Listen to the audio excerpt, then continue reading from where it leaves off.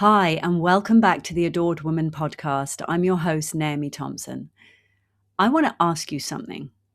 When you think about the last difficult conversation you had with a man, whether that's a partner, a date, someone you're seeing, how did it go? 1, did you feel heard? Did he lean in? Did it bring you closer? Or 2, did he go quiet or pull back or get defensive? Did you end up feeling more disconnected than when you started? If it's the second one, then this episode is for you because today I'm talking about feminine communication, what it is, why it works, and a simple 3-step tool you can start using today that will genuinely change the way men respond to you. And I promise you, when you get this, everything shifts. Less drama, more closeness, and more of that deep connected love that I know is what you're really here for. Before I dive into the episode, if you want to hear more of this, click follow and you will get notified when new episodes are released.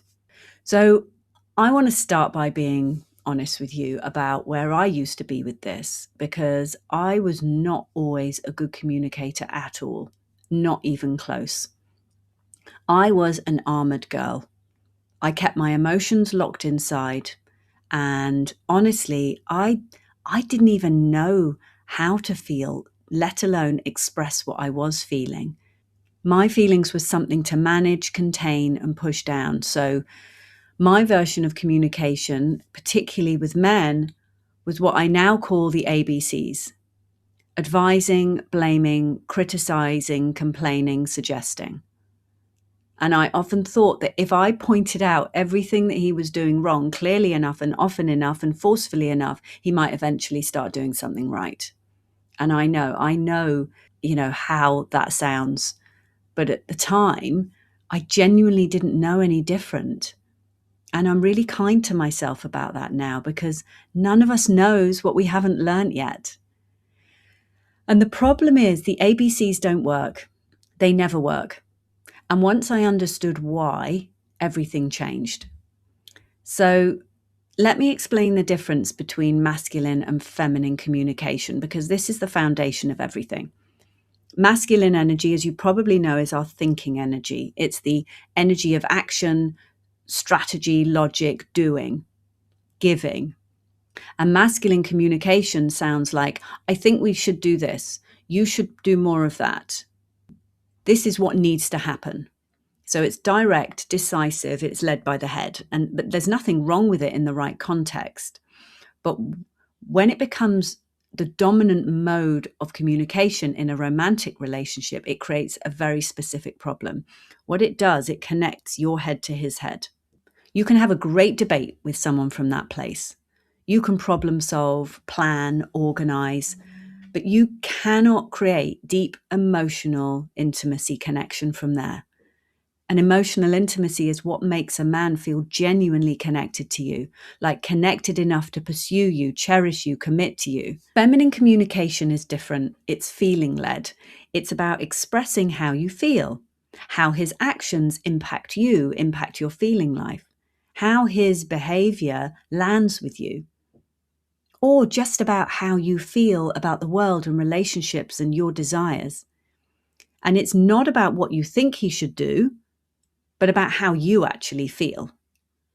And here's the thing about men that I really want you to hear, because there's a myth that needs busting right now. Men do not hate emotions. They hate drama. And these are two completely different things. So let me give you a visual that I use with my clients, because I think it makes this click. So imagine you have a stainless steel flask. You can see the outside of it. Maybe it's silver, maybe it's a color. It's a very clear shape. But inside, you've got no idea what's inside. You don't know if it's hot or cold, tea or water, vodka. You don't know if it's something lovely or something that could burn you. So that flask is like what a woman looks like to a man when she's communicating from her masculine energy, especially when there is an emotion that's being communicated in a very masculine, directive, critical, suggesty, ABC kind of way. So something is clearly going on. He can see that, he can feel it, but he has no idea what is actually happening on the inside, so he guesses. And 9 times out of 10, he assumes he's done something wrong. He assumes he's failed in some way and that he's the problem. And what does that do when he feels that way? He withdraws. He pulls back and he goes quiet. And then what do? We feel the distance and we panic. We try harder, more advising, more suggesting, more trying to control the outcome, more pushing. And then the intimacy gap and the emotional gap between you just keeps widening. And I know how awful that feels. So now just imagine that same flask, but this time it's transparent, it's glass. You can see exactly what's inside. There's no guessing, there's no assuming, there's no confusion. And that's what a woman looks like when she communicates from her feminine energy. When she says, I feel sad today. I feel confused not hearing from you. I don't feel good about going there. When you do that, it makes me feel loved. So he then can see straight into the inside of you. He knows where he stands. And that kind of clarity makes him feel safe. It makes the relationship feel like a sanctuary. And a man who feels safe with you is the man who wants to stay close to you and commit to you forever. So I want to go a little deeper into why the ABCs backfire, because understanding this changed everything for me. When we advise, blame, criticize, complain, suggest, even when we're coming from a place of love and good intention, a man hears something very specific. He hears, I don't trust you. I don't think you can figure this out. I need to control this because you'll get it wrong. That's what he hears from us. And a man needs to feel trusted. He needs to feel like he has the space to step up and solve problems and be capable. And when we take that away from him, even with the best intentions, he does not feel closer to us. He feels smaller and he pulls away from that feeling. And there's also a cycle that kicks in when this happens that I see all the time. He withdraws. You feel the gap, the space that's between you. You feel guilty and ashamed. So you start people pleasing to bridge it. Being overly nice, accommodating, apologetic, shrinking yourself. And then the resentment builds inside you. And then the ABCs come back and round it goes. And I know this because this is what I did.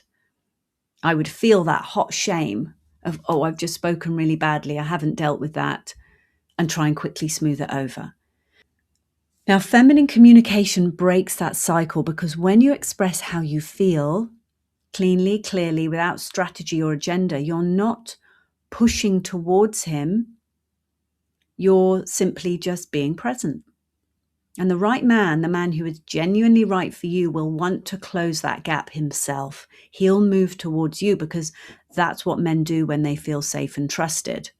And it will require some vulnerability from you to share those feelings.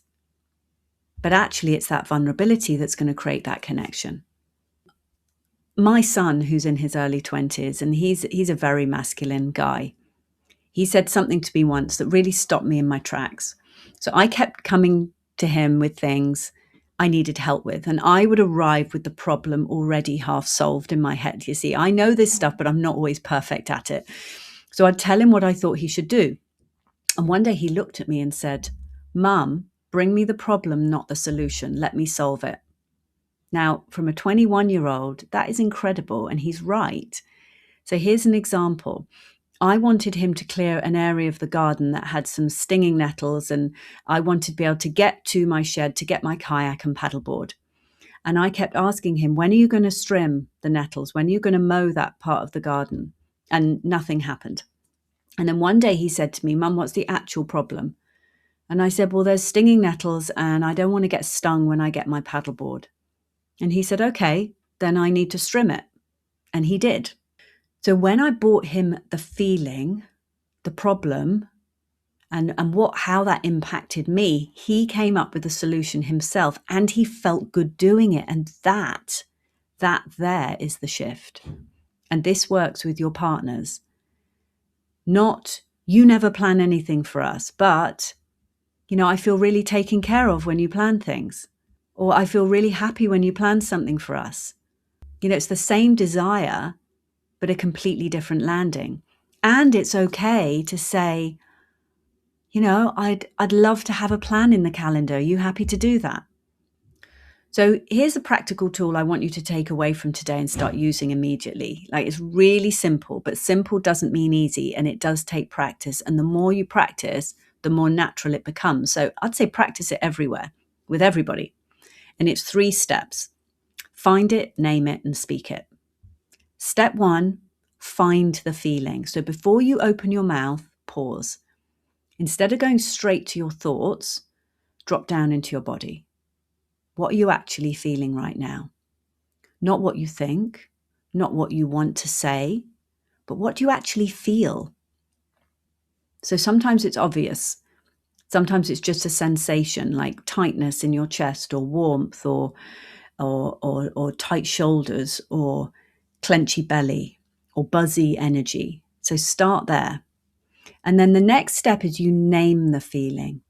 Give it a word, like tight, tense, anxious, excited, hurt. I feel warm and happy. I feel loved. I feel sad and I'm not sure why. So just name it. You don't need to analyze or justify it. Just give it a name. I remember saying, I just feel all tangled up inside. So it really doesn't have to be perfect. And then step 3 is speak the feeling. Say it out loud. You can say it out loud to him or just to yourself as practice. I feel tense. I feel hungry. I feel clenchy. So these are 2 of the most powerful words for a woman in a relationship. Not I think, not you should, not why don't you ever, just I feel. And here's the thing, you don't need a big emotional moment to practice this. Start small. So when someone asks you how you are, instead of fine, busy, tired, just try, I'm feeling really relaxed today, or I'm feeling a bit overwhelmed this week. So just one feeling, that's all it takes to start. And I'd say practice it in the car or on a walk on your own. Find the feeling, name it and speak it, even if you're just speaking to yourself at first. Or when you go and, buy a coffee and the barista asks you, how are you? Just find a feeling and share it. And the more fluent you become in your own emotional language, the more naturally it will flow with the people who matter most. And one last thing I want to say about this, because it's really important, is feminine communication only works when it's genuine, when you're not using it as a tactic to get a specific outcome. So even though I know we want your man to step up, we want a guy to ask you out on another date, we want you to have more cherishing. But when you are speaking from your feminine state, when you are expressing your feelings, I want you to just express them for the sake of expressing them, so you hear yourself saying it. And what will happen is a man will show up the way he's going to show up. So if you're sharing your feelings with an agenda, like I'll say this, and then that will get him to do that, he will feel it really quick. Men are far more intuitive than we give them credit for. He will feel the strategy under the softness, and it will create the exact confusion and drama you're trying to avoid. So this isn't about using your feelings as a tool to manipulate a situation. It's about being real. It's about being transparent. It's about being the transparent flask rather than the stainless steel one. And when you speak your feelings without attachment to how he responds, just because they're true, your feelings are true, just because you deserve to be known and heard, that's when the real magic happens. And that's when he leans in. That's when he feels genuinely close to you. And that closeness, that deep, easy, real intimacy is everything. So this is what you get to do. Find it, name it, and speak it, and start today. Start small and come and tell me how you get on. I genuinely love hearing from you. And if you want to go deeper into this, get the Feminine Communication Masterclass. I will link it below. We go really deep into that, into how to really communicate in a way that makes a man want to step up and cherish you. So until next time, feel everything. It's your superpower, I promise. I can't wait to see you in the next episode.